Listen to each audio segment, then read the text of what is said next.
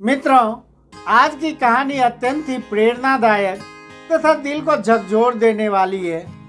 इस कहानी को सुनने के बाद अगर किसी के आंखों में आंसू न आए तो वह इंसान शायद पत्थर दिल होगा। एक प्राथमिक स्कूल में अंजलि नाम की एक शिक्षिका थी। वह क्लास 5 की वर्ग शिक्षिका थी।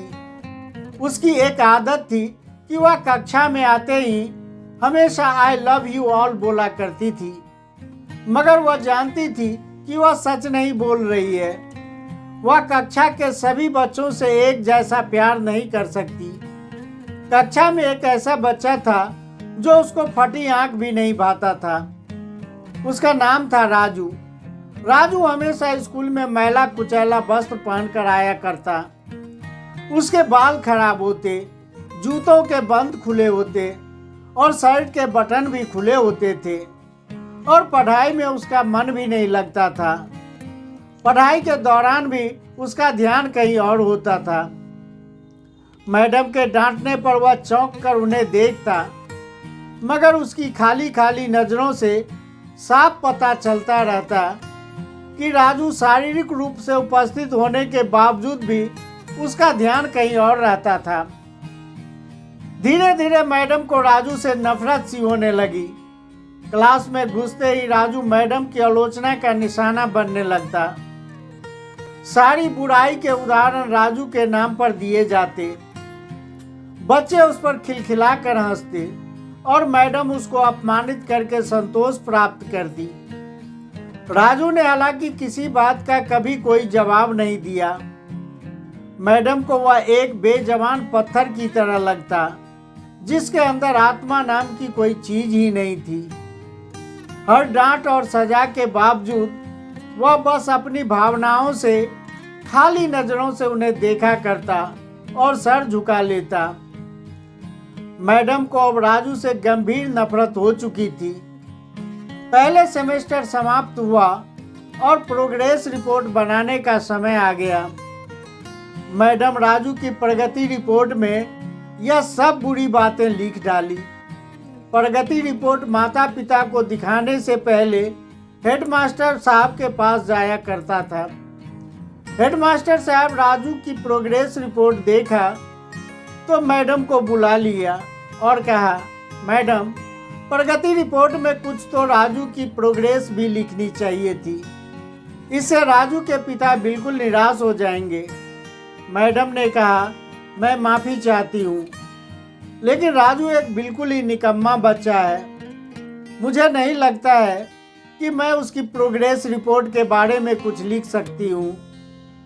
मैडम नफरत वाले लहजे में बोलकर वहाँ से उठकर चली गई और फिर स्कूल की छुट्टी हो गई। अगले दिन हेडमास्टर साहब ने एक विचार किया और उन्होंने चपरासी के हाथ उस मैडम की डेस्क पर राजू के पिछले वर्षों की प्रोग्रेस रिपोर्ट रखवा दी। अगले दिन मैडम ने जैसे ही क्लास में प्रवेश किया तो उसे प्रोग्रेस रिपोर्ट पर नजर पड़ी। उसको पलट कर देखा तो पता चला कि राजू की प्रोग्रेस रिपोर्ट है। मैडम ने सोचा कि पिछली कक्षा में भी राजू ने जरूर यही गुल खिलाए होंगे और फिर उन्होंने क्लास 3 की रिपोर्ट कार्ड खोली। रिपोर्ट को देखकर उसके आश्चर्य की कोई सीमा नहीं रही। जब उन्होंने देखा कि उसका रिपोर्ट कार्ड उसके तारीफों से भरी पड़ी थी, उसमें लिखा था, राजू एक बहुत ही होशियार बच्चा है। उसके जैसा बुद्धिमान बच्चा तो आज तक मैंने देखा ही नहीं। वह बहुत ही संवेदनशील बच्चा है। वह अपने शिक्षकों और दोस्तों से बहुत लगाव रखता है। आखिरी सेमेस्टर में भी उसने बहुत अच्छा पोजीशन हासिल किया। इसके बाद मैडम ने क्लास 4 की रिपोर्ट कार्ड खोली और इसमें लिखा था कि राजू अपनी मां की बीमारी से बहुत तनाव में रहता है। उसका ध्यान पढ़ाई से हट रहा है। राजू की मां को आखिरी स्टेज का कैंसर हुआ है और घर पर उसका ध्यान रखने वाला भी कोई नहीं है, जिसका गहरा इफेक्ट उसकी पढ़ाई पर पड़ा है। नीचे हेडमास्टर साहब ने लिखा कि राजू की मां मर चुकी है और इसके साथ ही राजू की जिंदगी की रौनक और चमक भी खत्म हो चुकी है। उसे बचाना होगा इससे पहले कि बहुत देर हो जाए। यह पढ़कर मैडम को बहुत दुख हुआ। उसे अपने किए पर आत्मग्लानि हो रही थी। कांपते हाथों से उन्होंने प्रोग्रेस रिपोर्ट बंद की। मैडम की आंखों से लगातार आंसू बह रहे थे जो रुकने का नाम नहीं ले रहा था। मैडम ने साड़ी के पल्लू से अपनी आंसू पोंछे। अगले दिन जब मैडम क्लासरूम में दाखिल हुई तो उन्होंने अपने आदत के अनुसार अपना वही लफ्ज दोहराया, आई लव यू ऑल। मगर वह जानती थी कि वह आज भी झूठ बोल रही है, क्योंकि इसी क्लास में बैठे एक उलझे हुए बालों वाला बच्चा राजू के लिए जो प्यार था वह आज दिल में महसूस कर रही थी।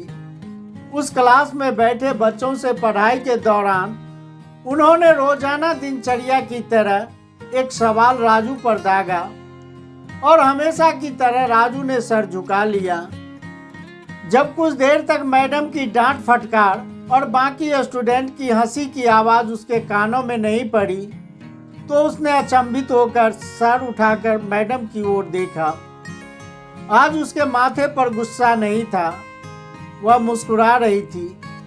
उन्होंने राजू को अपने पास बुलाया और उसे उस सवाल का जवाब भी बता दिया और फिर से राजू से उस सवाल का जवाब बताने को कहा। राजू 3-4 बार के बाद आखिरकार इसका जवाब दे ही दिया। इसका जवाब देते ही मैडम ने न सिर्फ स्वयं खुश होकर तालियां बजाई बल्कि सभी बच्चों से भी तालियां बजवाई। फिर तो यह हर दिन का मामला बन गया। मैडम हर सवाल का जवाब खुद बता देती, फिर उसकी खूब तारीफ भी करती। अब राजू की तरफ अच्छी उदाहरण का इशारा किया जाने लगा। धीरे धीरे पुराना राजू सन्नाटे का कब्र फाड़कर बाहर आ गया। अब मैडम को सवाल के साथ जवाब बताने की जरूरत नहीं पड़ती थी। वह रोज सही उत्तर देकर सबको प्रभावित करता और नए नए सवाल पूछकर सबको हैरान भी कर देता। अब उसके बाल भी कुछ हद तक सुधार होता जा रहा था। कपड़े भी काफी हद तक साफ होते। अब वह शायद खुद धोने लगा था। देखते ही देखते साल खत्म हो गया। राजू ने दूसरे स्थान पर क्लास 5 की परीक्षा पास कर लिया। दूसरे स्कूल में दाखिला लेने के लिए तैयार हो गया। कक्षा 5 के विदाई समारोह में सभी बच्चे मैडम के लिए सुंदर सुंदर उपहार लेकर आए और मैडम के टेबल पर उपहारों का ढेर लग गया। इन खूबसूरत से पैक हुए उपहारों में एक पुराने अखबार में पैक हुआ एक उपहार भी पड़ा था। बच्चे उसे देखकर हंस रहे थे। किसी को समझने में देर नहीं लगी कि यह उपहार राजू ने ही लाया होगा। मैडम ने उपहार के इस छोटे से पहाड़ में से लपक कर राजू वाले उपहार को निकाला और खोलकर देखा तो उसके अंदर महिलाओं के द्वारा इस्तेमाल किए जाने वाली परफ्यूम, आदि इस्तेमाल की हुई शीशी और हाथ में पहने जाने वाला एक बड़ा सा कंगना था और उसके ज़्यादातर मोती झड़ चुके थे। मैडम ने चुपचाप इस परफ्यूम को अपने हाथ में छिड़का और उस कंगन को अपने हाथ में पहन लिया। यह मंजर देखकर सब बच्चे हैरान रह गए और खुद राजू भी। राजू से रहा नहीं गया। वह मैडम के पास आकर खड़ा हो गया। कुछ देर बाद उसने अटक अटक कर मैडम से बोले, मैडम, आपसे मेरी माँ जैसी खुशबू आ रही है। इतना सुनकर मैडम की आंखों में आंसू आ गया और मैडम ने जल्दी से राजू को अपने गले से लगा लिया। राजू ने दूसरी जगह स्कूल में दाखिला ले लिया था। समय बीतने लगा। दिन सप्ताह में, सप्ताह महीने में और महीने साल में गुजरते चले गए।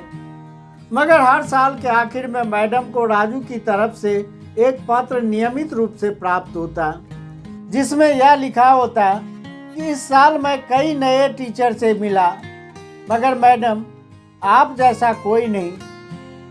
फिर राजू की पढ़ाई खत्म हो गई और चिट्ठियों का सिलसिला भी खत्म हो गया और आगे कई साल गुजर गए।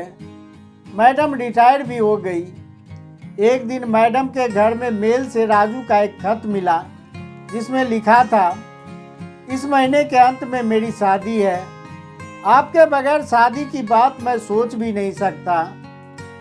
एक के बाद एक मैं अपनी ज़िंदगी में बहुत सारे लोगों से मिल चुका हूँ, पर आप जैसा कोई नहीं।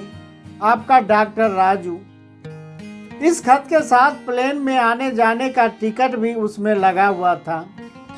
मैडम खुद को नहीं रोक सकी। उन्होंने अपने पति से अनुमति ली और राजू की शहर के लिए रवाना हो गई। शादी के दिन जब वह शादी के जगह पर पहुंची तो थोड़ी लेट हो चुकी थी। उन्हें लगा कि समारोह खत्म हो गया होगा, मगर यह देखकर उनके आश्चर्य की सीमा न रही कि शहर के बड़े बड़े डॉक्टर, बिजनेसमैन और यहाँ तक कि वहाँ के पंडित जी भी उसे शादी के लिए मनाते मनाते थक चुके थे। वे समझ नहीं पा रहे थे कि आखिर किसका आना बाकी रह गया है, मगर राजू समारोह में शादी के मंडप की जगह गेट की तरफ टकटकी लगाए उसके आने का इंतजार कर रहा था। फिर सबने देखा कि जैसे ही एक बूढ़ी औरत ने गेट खोली, राजू उसकी तरफ लपका, उसके चरण स्पर्श किए, फिर उनका वह हाथ पकड़ा जिसमें उन्होंने अब तक वही कंगन पहनी हुई थी, और वह उन्हें सीधा स्टेज पर ले गया। राजू ने माइक हाथ में पकड़कर बोला, दोस्तों, आप हमेशा मुझसे मेरी माँ के बारे में पूछा करते थे और मैं आप सबसे वादा किया करता था कि जल्द ही मैं आपको उनसे मिलवाऊंगा।